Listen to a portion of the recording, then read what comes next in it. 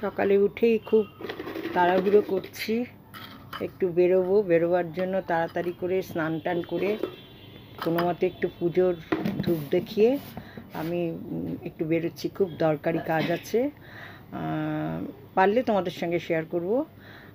তোমরা সঙ্গে থাকো, পুরোটাই দেখতে থাকো। সুপ্রভাত, কেমন আছো তোমরা? আমি ভালো আছি। আজকে আবার একটা নতুন ব্লগ নিয়ে তোমাদের কাছে হাজির হলাম। সবাই নিশ্চয়ই খুব ভালো আছো, খুব ভালো আছো। সবসময় আমি এই কামনাই করি ঈশ্বরের কাছে। ঈশ্বরকে ধন্যবাদ জানাই, ঈশ্বর আমাকে আর একটা সুযোগ করে দিয়েছে নতুন দিন দেখার। সেই জন্য ঈশ্বরকে ধন্যবাদ জানিয়ে আমি আমার সকালের এই চাটা খাচ্ছি। এখন ঘড়িতে বাজে 6:20 আর আমি এখন চা খাবো। এই দুটো বিস্কিট ক্রিম কেকার আর একটা নিয়েছি ওই যে এমনি বেকারি বিস্কুট। এই বিস্কিটটা দিয়ে আর এটা দিয়ে খেলে একটু ভাল লাগে। চিনি ছাড়া চা তো, সেই জন্য একটু এই বিস্কুট দিয়ে খেলে ভাল লাগে। এটা একটু মিষ্টি মিষ্টি আছে আর কি। এই মুহূর্তে চলে এসেছি আমার যেখানে আসার কথা ছিল। একটু পরেই তোমরা বুঝতে পারবে আমি কোথায় এসেছি, কেন এসেছি, নিশ্চয়ই বুঝতে পারবে। আর তার জন্য সঙ্গে থাকতে হবে কিন্তু। আর আমি তো আছি তোমাদের সঙ্গে, তোমরাও আছো আমার সঙ্গে।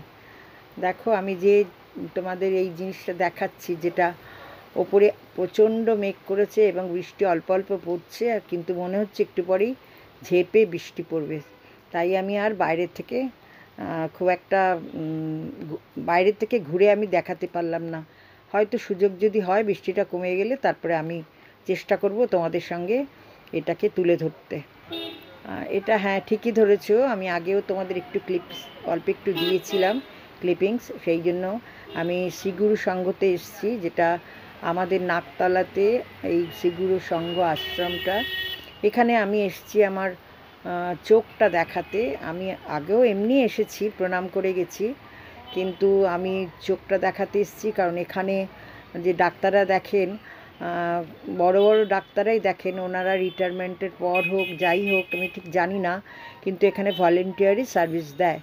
তাই জন্য আমি খবর পেয়েছিলাম, ওটা আমি জানতে পেরেছি ওদের থেকে। সমস্ত খবরাখবর নিয়ে আমি গেছি। এই মুহূর্তে দেখো এখানে সকলেই খঞ্জনি, করতাল, তবলা বাজিয়ে সব মহিলারা এখানে কীর্তন করছে। আমিও একটু বসেছিলাম ওনাদের সঙ্গে, একটুখানি গানের সঙ্গে তাল মিলিয়েছিলাম। ভালোই লাগছিল। রোজ যদি এসে এখানে বসে এদের সঙ্গে বসে গান গাওয়া যাইতো তাহলে খুবই ভালো হতো, কারণ আমার মনটাও ভালো থাকতো। এখন একটা বয়সে এসে জানো তো আর অন্য কিছু ভালো লাগে না।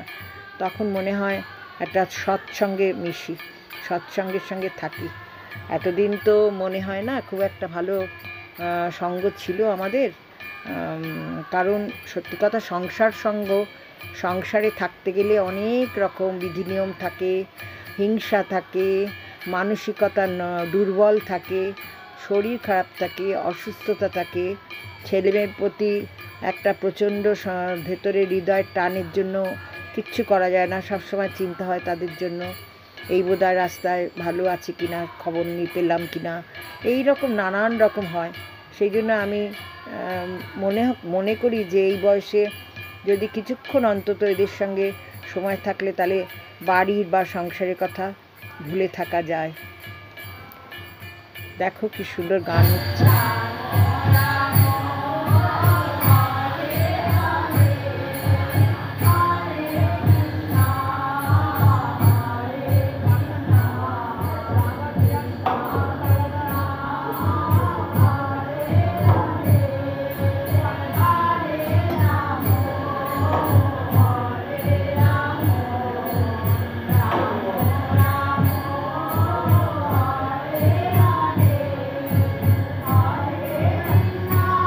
দেখো এখানে কিন্তু মানে গেট এখনও খোলেনি, কারণ 12টা প্রায় বেজে গেছে, ওনাকে হয়তো ভোগ দেওয়া হচ্ছে বোধহয়।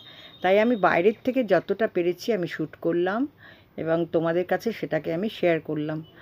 তোমরা নিশ্চয়ই বুঝতে পারছো যে আমি বাইরের থেকে ফোনটা ভেতরে নিতে পারিনি, যার জন্য আমি বাইরে থেকে যতটা পেরেছি। এবং রাধাকৃষ্ণের দেখো কি, এই যে রাধাকৃষ্ণের মূর্তিটা, এটা যদি আমি ভেতর থেকে নিতে পারতাম অনেক স্পষ্ট সুন্দর দেখাতো, কারণ এর ভেতরে একটা সাংঘাতিক লাইটিং হচ্ছিল। হ্যাঁ, সেখানে মানে মনে হচ্ছিল হিরে জহরত এরকম মনে হচ্ছিল, কিন্তু এখানে সেটা বোঝা যাচ্ছে না। আমি অনেক দূর থেকে নিয়েছি তাই জন্য বোঝা যাচ্ছে না। তবে এটা ঠিক কথা, যদি আমি সুযোগ পাই আমি নিশ্চয়ই আমি আবার একদিন গেট যখন খোলা থাকবে তখন আমি জানতে পারবো, আমি জিজ্ঞাসা করে যাব কখন খোলা থাকে যাওয়ার সময়। ইনি হলেন শ্রী শ্রী মদ দুর্গাপ্রসন্ন পরমহংসদেব।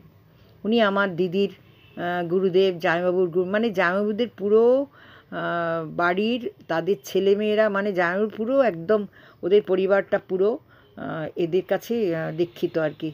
পলাশীতেও এই আশ্রম রয়েছে, সেই আশ্রমে কোনো দিন যাওয়ার সুযোগ হলে নিশ্চয়ই আমি যাব। তবে পলাশীতে অনেক যাওয়ার নিমন্ত্রণ পেয়েও যাওয়া হয়নি আশ্রমে। ওই বলে না, যখন না টানবে তখন আর কিছু হয় না। যাই হোক, তোমাদের সঙ্গে এইটুকু যে শেয়ার করলাম আমার খুব ভালো লাগলো। আমি গুরুদেবকে বলবো, গুরুদেব আমাকে সুযোগ করে দেবেন, আমি যাতে এর পরের বার এসে আপনাকে পরিষ্কার করে বড় করে ছবি তুলে সবাই সঙ্গে আমি শেয়ার করতে পারি। এটা আমার অন্তরের ইচ্ছে রইল, যদি গুরুদেব পূরণ করেন নিশ্চয়ই আমি তোমাদের সঙ্গে এটাকে শেয়ার করবো। আজকে দেখো বাইরে খুব বৃষ্টি হচ্ছে, কিন্তু বৃষ্টির মধ্যেও আমি এক হাতে তো ছাতা ধরতে পারবো না। যাই হোক, আমি তো ওখান থেকে রওনা হয়ে চলে এসেছি। আসার সময় বাড়ির পাশেই দেখছি বেশ গরম গরম তেলে ভাজা, এবং যখন এসছি তখন আমি তো এখন ভয়েস ওভার দিচ্ছি, যখন এসছি তখন বেজে ওরকমই বাজে 5:30 পৌনে 6টা বাজে। তখন ওই সময়টা দেখলাম খুব গরম গরম আলুর চপ বেগুনি এসব ভাজছে। আমাদের বাড়ির পাশেই দোকান, ও আমাকে খুব চেনে, তাই আমাকে বললো খাবেন। আর যখন চোখে পড়েছে আমার দেখা হয়েছে, মানে তখন বলছে যে খাবেন। আমি কোনোদিন নিই না, কারণ ও আমাকে সবসময় বলে আমার থেকে নেন না অন্য কোথাও, না অন্য কোথাও থেকে নিই না। হ্যাঁ, নিই না বললে ভুল হবে, নিই, তবে এর থেকে খুব একটা না হয়, কারণ এই বেশিক্ষণ ভাজে না, ঘন্টা 1-1.5 করে ও টাইম আছে।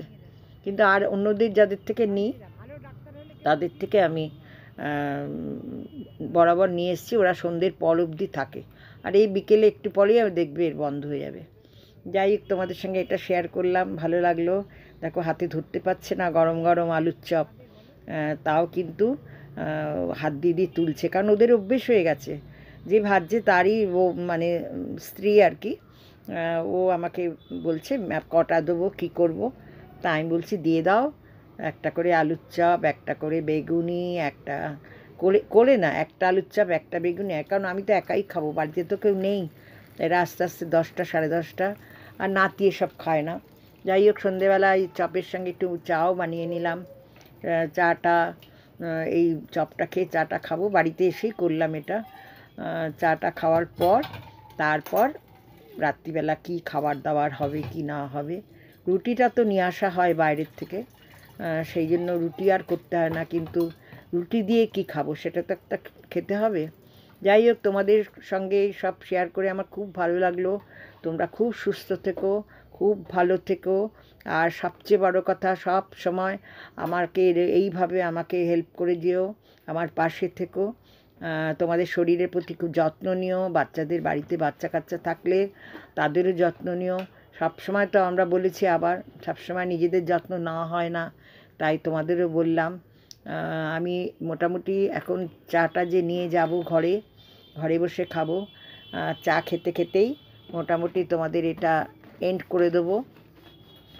আবার সেই মোটামুটি, আগে বলতাম যাই হোক কথাটা, এখন খালি আসে মোটামুটি। কী করি, একটা বয়স হলে বোধহয় কথা দিয়ে হয়ে যায়।